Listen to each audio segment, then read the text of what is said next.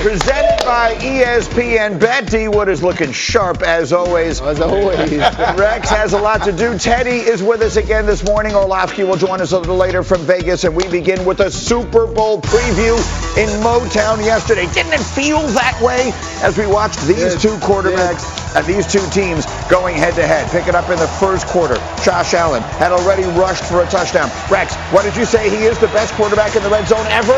Ever in the history of the National Football League. What a surprise. That was his second rushing touchdown of the day. We're 3 minutes to go in the second. Oh, D Wood, your favorite play. Oh, we got a thick six, baby. Catch and run. Dan Skipper takes it in. It's 21-14 Buffalo at halftime. You're saying to yourself, this is going to be spectacular. Bills get the ball to start the third quarter, and they go right down the field. Teddy, James Cook gets it done. The hair almost stopped him. Yeah, couldn't even grab his hair and stop him. This isn't even Josh Allen. This is the running game and offensive line. The Bills were on fire. Looky. Here comes Cookie. Bills up 28-14. Now it's 35-14. Desperation time. Jared Goff. How was this? Linebackers with good depth, too. They jump. Oh, my. That's an unbelievable throw by Goff. Perfect pass. Amon-Ra St. Brown. It's 35-21. Fourth quarter. It's a 17-point game. It's Goff again fighting. Jahmyr Gibbs fighting his way into the end zone. It's a 10-point game. We've got 12 minutes to go. And the Lions declare an onside kick. And it's a good one. Not really. That's Mac Hollins, the shoeless wonder, going the other way. Dan Campbell rolls the dice, and this time it comes up snake eyes. We'll talk about the decision from Campbell as the show continues, and it got worse because on the very next play, it's Allen again. It's Davis for the touchdown. You can't stop this guy, really. I mean, you think he's going to run it, and then he throws it over your head. It's just unbelievable. This offense was on fire. So the Bills are up 17 now. These are the final 16 seconds of the game. That's Jared Goff, who threw for 494 yards and 5 touchdowns. Terrible. Made it a 6-point game. They get one more onside kick chance, Rex. Oh, you never can get those, Greeny. Look how close I they know. came. Like, God. You guys want to describe the horrible things that were going on at the bottom of this pile? There was a fight. There was a big In fight. the end, the Bills get it back. The Bills get the win. A thriller in Motown. And afterwards, here's the coach on the kick. I thought we'd get the possession, you know. I thought we were going to get that ball. And it was one of Bates' best kicks that I've seen him have. That was a big kicker at the end. You know, that thing took a good jump on us. And Hollis made a heck of a play on it. And, you know, obviously now sitting here hindsight after them taking it down to the 3-yard line, yeah, I wish I wouldn't have done that. But it is what it is. You have to love the man. I've said it a million times. He could coach my team 100 out of 100 days. I think he's everybody's favorite coach in the NFL. But in a league where you now have to declare an onside kick, where the element of, if that could have come by surprise, we would have loved it. Having to declare it, what do we think of the decision, D. Wood? Initially, I'm like, I didn't love it. But here's the thing, Greeny. They could not stop Josh Allen. That mutant, as I call him, Josh Allen, is unstoppable. So Dan Campbell, in his mind, and Rex, you probably know this, he's trying to steal a possession. Any way he can to get his offense back the ball, to tighten up that game.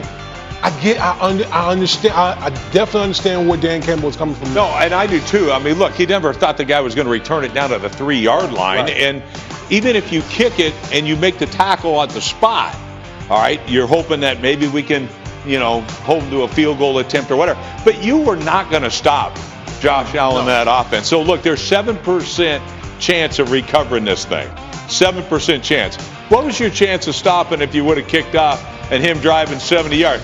1%? That's what the hell it felt like. So I don't really have a problem with it. Look, I would have kicked the thing off, but I've never had a defense play that horribly in my life. I've had some bad ones, but not like that. Yeah, the problem I had was last week, coming out of your own 30-yard line when he did it versus Green Bay. That's the problem that I had. I mean, this right here, this has got Josh Allen written all over it. And I can just see, I mean, you see your defense going down, corners going down, Aleem McNeil going down. You got nobody left.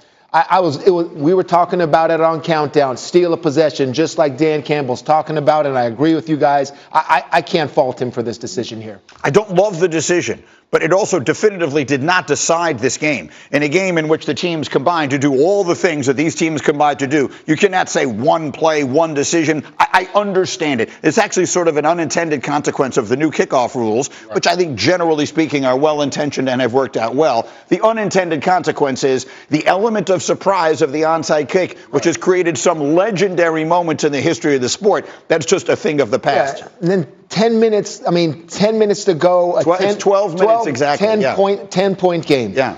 Man, that's one mistake. I go back and forth. I go back and forth. You kick it deep. You get it inside the 25-yard line. I understand. As you can see, I go back and forth with this. All right, I see the logic with stealing possessions, but then it's like, dare them to do it again.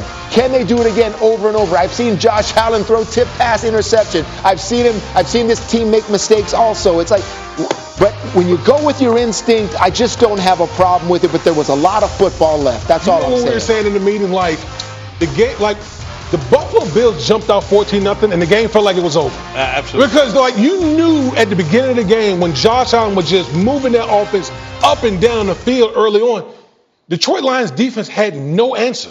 No answer for Josh Allen. And so now, like when I think about that onside kick and the low percentage, it might have been even lower just thinking about trying to stop Josh Allen that offense. I think looking at your plan, too, defensively, right. If Dan Campbell's looking at it and all the man coverage that they're playing and how they're using the running backs to beat the linebackers, it's like not only are we hurt, but the plan that we spent all week the Aaron Glenn plan was not working, okay? Right. The man-to-man coverage, it just wasn't happening. Josh Allen was killing it with his running backs. Well, that's the thing. I mean, let's give credit where credit's due. Buffalo came out with an incredible game plan on both sides of the ball.